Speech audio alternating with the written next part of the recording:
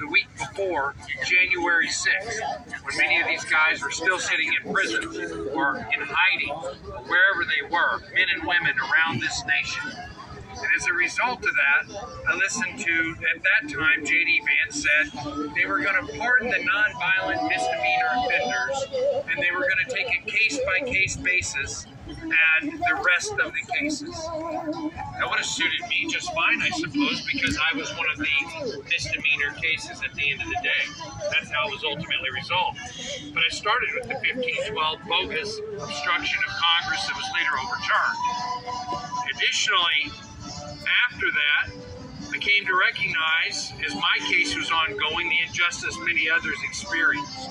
That's why we founded Condemned USA and stepped into the fight with a little bit bigger pin on, saying, hey, we're here to help more people. I'm not here just to help myself. I want to help people that were going through what they were experiencing, the ridiculousness of seditious conspiracy and the misuse of the 231 and the ongoing bludgeoning of superseding indictments and the lies that were told and the shielding from the American public through the propaganda alarm that operated under the speech and debate clause, the lie that was told by members of Congress, carried out by the media, and perpetrated illegally with impropriety from these so-called judges who act as nothing more than activists under the robe. These individuals that happen right down the block from here, not too far away, that work in the Prettyman Courthouse, that claim to administer so-called justice, which is the propaganda misuse of our law and abuse of the United States citizens known as January 6 defendants, conservatives, and many others who were bludgeoned through countless attacks, whether they were the school board parents that showed up to say something, whether they were the January 6 defendants, or if they were those people that said, hey, I don't think I should be forced to wear a mask, or you don't have any right to make me get a jab, experimental so-called vaccines. All of these people went on lists, and it was all misused against them, and they had agents throughout this nation that so gleefully picked up the sword and took a charge into the breach to come after all of us, not because of the ideology we held on the individual issues, but because we were conservatives and were in the way. And then you have those that serve the fool's errand, those that line up under the Democrat Party, the Islamists, the nonsensical jihadist movement that happens in this country, the Black Lives Matter, the Antifa, all the terrorist groups that have assembled under the banner of Democrats. And all of those people can kiss my ass. Those people don't have a single clue as to what's coming for them. They'll be some of the first people wiped out once they get rid of the mass of us who stand in the breach. The United States citizen who is willing to defend this country, not only for ourselves, we're willing to stand up for our children and future generations. We are not going to take it laying down. I spent 2 days here in D.C. recently, and I've been here now 2 days, meetings at the Justice Department, the Department of Justice, to find out so many things that you would be so disappointed in. Yet, we do have people there in leadership, in senior leadership roles, that are working for us to bring justice to this situation.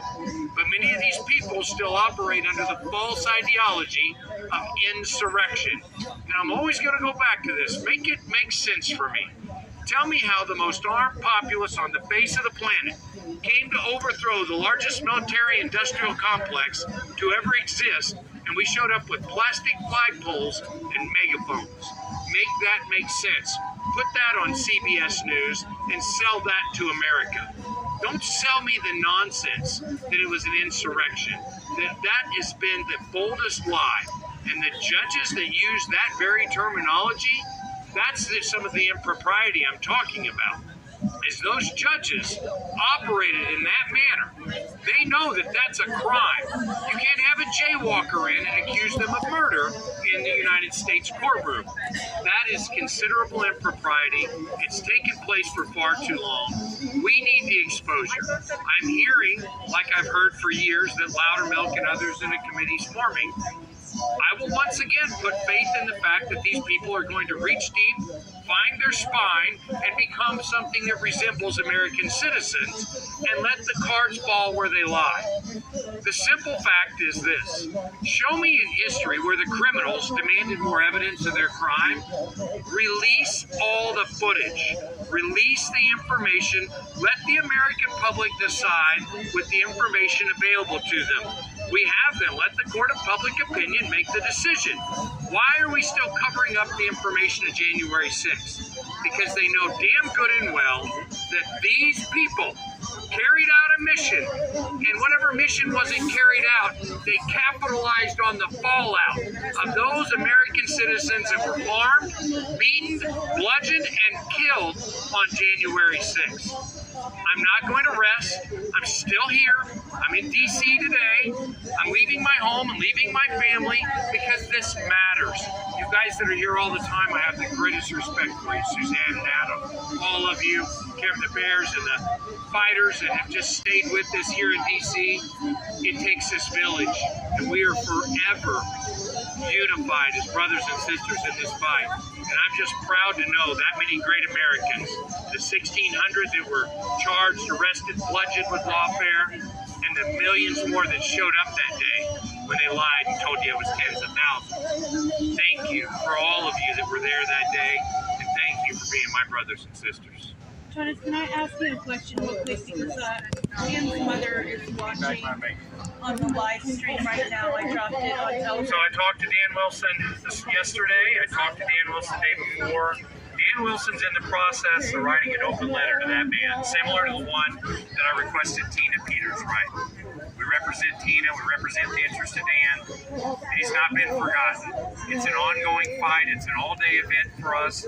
This is what it's all about. If I can't even get the people that the pardon applies to, the radical lunatic judges like Daphne Friedrich, will continue to put down these people, right? That they continue to absolutely evade justice and operate at that level of impropriety that I find to be detestable.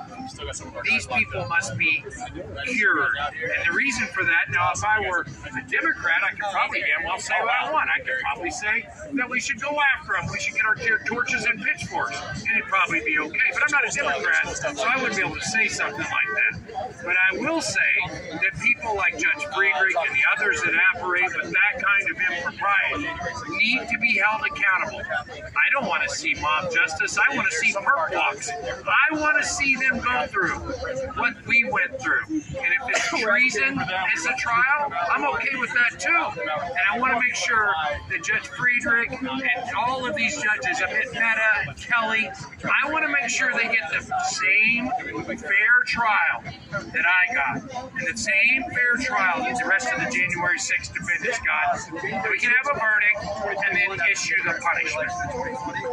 God bless Dan. And the 12 that need to be pardoned. Thank you.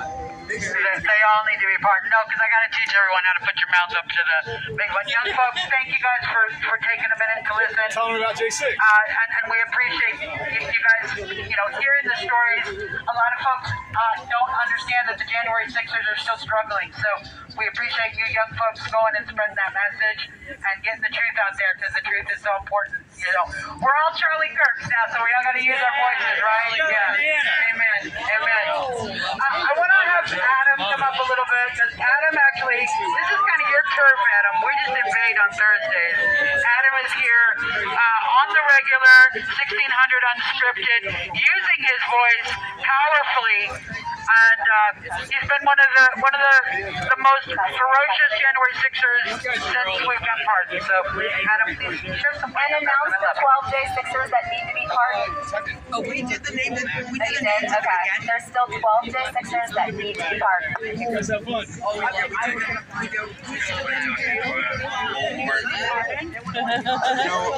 I really appreciate the chance to come up here and air my grievances, and I think it's most important to be able to stand up and do something real. People today are so hungry for something real.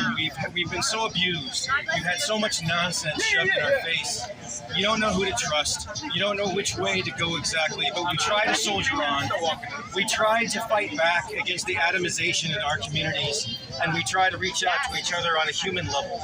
And ultimately, that's what this story is about. When people, including myself, went to January 6th as an investigative reporter to try to see history taking place, we found something that had never happened before. We had found our voices criminalized for political speech. We found ourselves herded into a narrative that destroyed us, that caused us to be persecuted individuals in our own country to be hunted down. Suddenly our speech, our thoughts, our way of life, conservatism itself was under attack. People pulled out of their homes with SWAT teams, people on puffed up charges that were punished to the utmost extent on what we find after the fact to be egregious judicial malfeasance and prosecutorial malfeasance. If they could do that to us, it's one regime change away from doing the same thing to you. And I don't think people really understand what has happened here, how far we have fallen. We have veterans right now, Stuart Rhodes, Jeremy Brown, myself, Joe Biggs, some of them decorated combat veterans with no priors, good family men who served their country, and still their VA benefits are totally suspended. Still they find themselves second-class citizens in their own country that they served. We get so awash in the news cycle and being pulled to and fro, but it's focusing down on these issues and finding a way to reach out in your own communities, to be able to not be afraid to talk about these things, to be able to speak critically of your own side. It's tough to be able to get out here every single week and call our own side for accountability for the things that they do. It's easy to be a fanboy.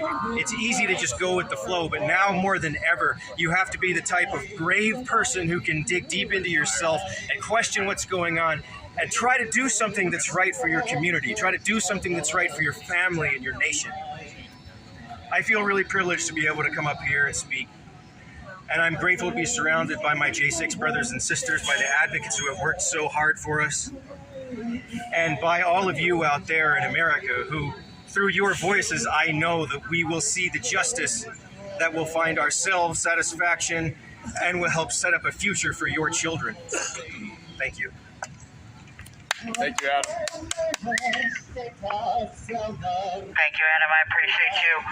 And I'm going to invite each of you out in the live stream who are watching this and who are watching this afterwards, make that phone call to the White House. Demand that Dan Wilson be pardoned. Demand pardon the 14. Demand that justice be done. Demand the evidence be released. Demand the prosecutors who committed crimes against January 6ers be removed from the Department of Justice. Yeah. Demand all of it. But call the White House. 202-456-1111 or 202-456-1414. Your voice really does make a difference. Do not think that just because you are one person, that phone call isn't going to matter. It does matter, and together, all of our voices matter. So I'd like to close out with something that we would always do down on Freedom Corner in front of the DC Gulag, but we held vigil for years, waiting for justice, waiting for freedom.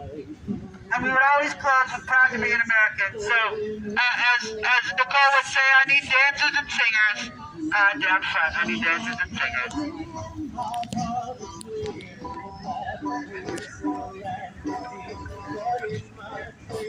Come on in, team.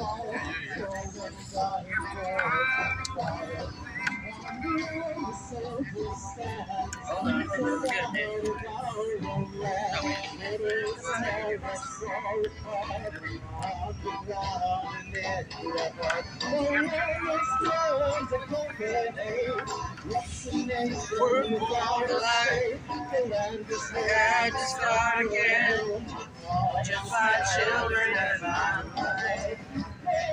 thank my lucky stars to be living here today. With the flag flag still stands for freedom, and they can't take that away.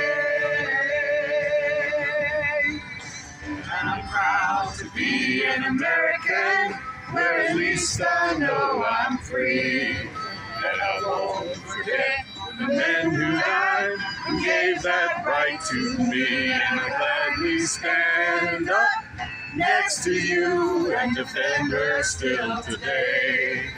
'Cause there ain't no doubt I love this land. God bless the USA.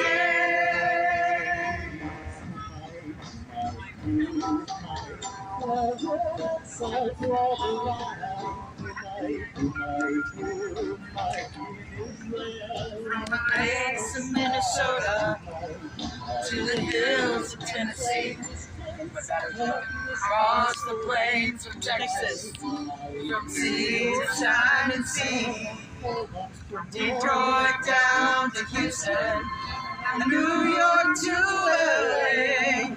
Oh, there's pride in every American heart, and it's time we stand and say that I'm proud to be an American, where at least I know